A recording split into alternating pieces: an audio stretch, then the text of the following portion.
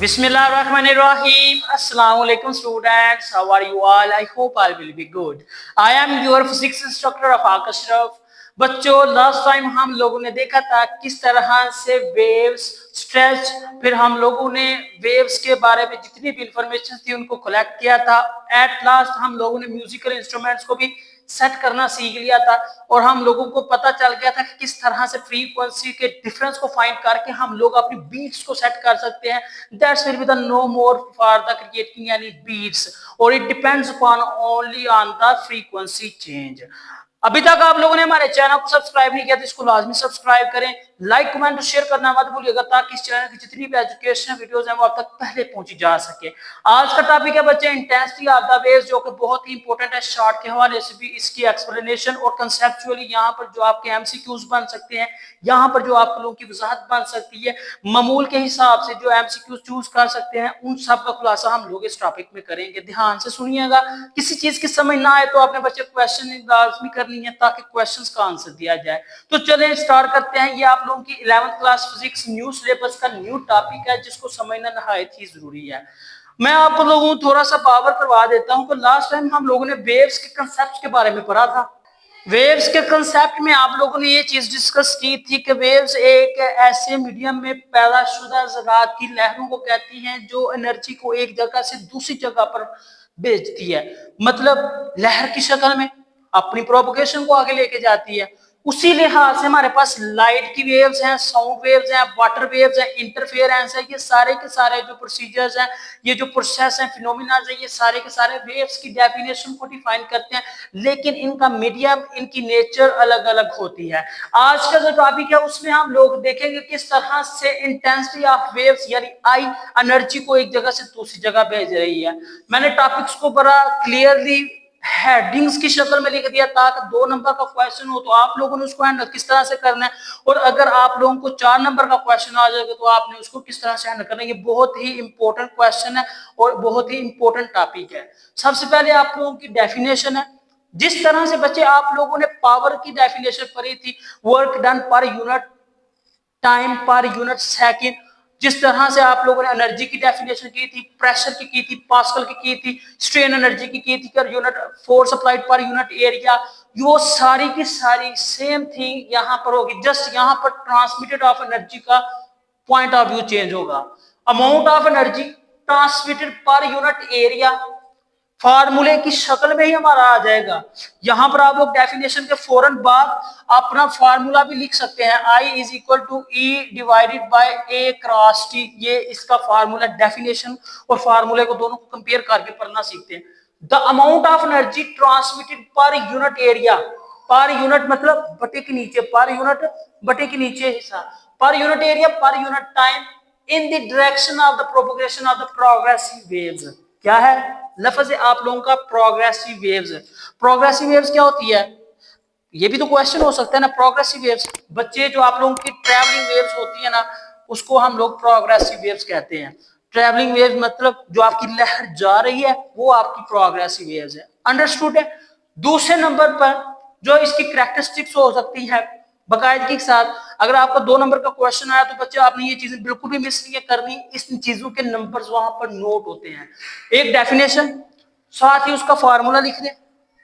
दूसरे नंबर पर आपने कैरेक्टरिस्टिक की हेडिंग देनी है, और हो सके तो चौथे नंबर पर आप लोगों ने, या इसके तीसरे नंबर पर दूसरी हेडिंग फार्मूले की, तीसरी हेडिंग कैरेक्टरिस्टिक्स की, चौथी हेडिंग वहां पर मैथमेटिकली फॉर्म की। That's will be the confirmed your number. ये आपकी प्रेजेंटेशन में बहुत काउंट होंगे। ओके, इसका जो कैरेक्टरिस्टिक्स का हिस्सा है वो क्या है, हम इसके पार्ट्स की ही बात कर लेते हैं। ये हमारे पास जो है ये पावर की शक्ल में मेजर होगी। किसकी शक्ल में होगी? पावर्स की शक्ल में। लेकिन हम बात किसकी कर रहे हैं? वेव्स की, तो लिहाजा आपने पावर को भी वेव्स की शक्ल में लिखना है। Power of the wave, it is measure of the power of the waves. ये वेव्स की पावर को मेजर करता है। दूसरे नंबर पर इसका यूनिट किसमें होगा? एनर्जी का यूनिट। ये देखिएगा एनर्जी का यूनिट। एनर्जी यहां पर क्या है बच्चे? एनर्जी आपके पास इसका वो वर्क डन है जो इसको एक जगह से दूसरी जगह पर ट्रांसफर कर रही है। That's will be the known as the wave. क्या है? वेव। वेव एक जगह से दूसरी जगह पर एनर्जी की जो ट्रांसफरिंग कर रही है, that's will be the your confined work and that will be known as the work done in energy time. ठीक है, एनर्जी की टाइप में वो वर्क डन कहलाएगा। तो लिहाजा हमने इसका यूनिट मालूम करना है। यूनिट किस तरह से मालूम करेंगे बच्चों, ये देखिएगा, ई को हम लोग क्या कह रहे हैं, हम लोग कह रहे हैं जो ई है आपके पास, ये बेसिकली डब्ल्यू यानी वर्क के इक्वल है। किसके इक्वल है? वर्क के इक्वल। ठीक है, ऊपर क्या आ जाएगा? वर्क आ जाएगा। दूसरे नंबर पर आप लोगों का यहाँ पर टाइम मेंशन है। टाइम को ज्यादा सीरियस नहीं आप लोगों ने लेना। टाइम की हर जो आपके पास वैल्यू बनेगी वो भी मैं आपको बताऊंगा। यहाँ पर फार्मूले की शक्ल में हम लोगों ने लिखी हुई है, वहां पर मैं आपके यूनिट्स पे भी क्लियरेंस कर दूंगा। तीसरे नंबर पे है units is what per metre square. Watt per metre square कैसे है वो भी मैं आप लोगों को बताता हूँ। सबसे पहले इसकी थोड़ी सी ट्रांसफॉर्मेशन में देख लेते हैं, एक्सप्लेनेशन क्या हो सकती है। वही चीजें जो मैंने अभी अभी आप लोगों को कन्फाइनली एक्सप्लेन की है कि आपके पास जो वेव होती है ये एनर्जी ट्रांसफरिंग होती है, एक किस्म से एनर्जी को एक जगह से दूसरी जगह पर ट्रांसफर करती है। दूसरे नंबर पर इसका जो हल होता है या फिर इसकी जो प्रोपगेशन है वो एज अ ट्रांसफरिंग एनर्जी की शक्ल में होती है। एक पॉइंट से दूसरी पॉइंट तक जाने के लिए ये एनर्जी को मुहैया करती है, एक जगह से दूसरी जगह उसको ट्रांसफर करती है। एनर्जी के यूनिट्स को आप लोग पता है कि जूल में मेजर किया जाता है। ठीक है, देखिएगा, यह वही चीज है कि it is a progressive wave और travelling waves in one direction travels through a medium. किसी मीडियम में जिस तरह से आवाज हवा के मीडियम में फ्लो करके हमारे कानों तक पहुंचती है, वैसे ही मीडियम की जरूरत होती है। वो मैकेनिकल वेव्स की शक्ल में भी हो सकता है, मतलब वाटर भी हो सकता है, कोई सरफेस हो सकती है। ठीक है, transfer energy from one point to another point, it is a wave that propagates or moves forward as opposed to stationary waves। stationary waves और standing waves तो आप लोगों ने पढ़ी हुई है, ये उसकी अपोज होती है, मतलब फॉरवर्डली मूव करती है। मैथमेटिकली इसको देख लेते हैं। फार्मूला क्या था हमारे पास, आई की intensity is equal to E over A cross T. इस टी को मैं ऊपर ले जाऊंगा ना तो ये मेरे पास बन जाएगा ई over T, that will be the confined equation of the power. Power में हम लोगों ने पढ़ा था, पावर होता है P is equal to W over T, work done per unit time is known as the power. तो यहाँ पर पावर बनाने के लिए E हमारे पास W के इक्वल था, E हमारे पास W के इक्वल है। तो पावर का फार्मूला बनाने के लिए क्या करेंगे, T को ऊपर ले जाएंगे तो हमारे पास बन जाएगा E over T, that will be equal to the W over T, और ये बन जाएगा आपके पास P। ये क्या बन गया आपके पास, P पावर कहलाएगा। तो आपके पास जो पावर का फार्मूला बना वो क्या बन गया, वो बन जाएगा I is equal to P over A। Area A में कितनी लेंथ होती है, दो लेंथ होती है, यानी लेंथ जरबे length is equal to L square, यानी इसका लेंथ का जो यूनिट होता है वो मीटर होता है, नीचे है तो इस लिहाज से इसका जो यूनिट आएगा बच्चे वो क्या आ जाएगा, इसका यूनिट अगर मेजर करेंगे तो ये आ जाएगा पावर का यूनिट वाट, एरिया का unit metre square, that's will be the known as the watt per metre square, और यही हमारा इसका यूनिट है। अब दूसरे नंबर पर आप लोगों का ये क्वेश्चन रहता है कि हमारे पास ये जो प्रोपगेशन ऑफ वेव्स हैं ये किस किस्म की एनर्जी को स्टोर करेंगे और किस तरह की वेव्स को आगे प्रोग्रेसिवली पहुंचाएंगे। असल में जो यहाँ पर एनर्जी स्टोर है बच्चे, हम लोगों ने शुरू में इस चीज को डिस्कस किया था कि ये एक मैकेनिकल वेव की किस्म है, और मैकेनिकल वेव की किस्म में किसी भी चीज को आगे प्रोपोगेट करने के लिए दरमियान में किसी मीडियम की जरूरत होती है। जैसे साउंड को प्रोपोगेट करने के लिए या आगे पहुंचाने के लिए हवा मीडियम के तौर पर इस्तेमाल होती है, इसी तरह वेव्स को भी आगे पहुंचाने के लिए वेव्स को मीडियम की जरूरत होती है, किसी खास मीडियम की जरूरत होती है। तो वो वाला मीडियम में भी अगर आपके पास साउंड वेव्स है तो एयर मीडियम के तौर पर है, वाटर वेव्स है तो सरफेस मीडियम के तौर पर है। अगर वेव्स वाइब्रेटिंग स्ट्रिंग है तो वो जो उसकी स्ट्रिंग में जो टेंशन है, जो स्ट्रिंग का ऊपर नीचे वाइब्रेट करना है या उसकी मेन पोजीशन से एक्सट्रीम पोजीशन पे जाना है, वो उसकी पोजीशन से इंतहाई पोजीशन पे जाना है, that's will be their medium. तो वो उस मतलब रेंज तय करेगा कि कितनी रेंज में रहकर वो अपना कितना काम परफॉर्म कर सकते हैं।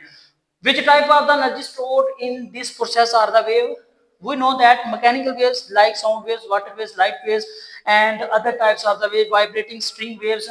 Energy is stored as kinetic energy due to change in position, due to change in motion, will be known as the kinetic energy and potential energy.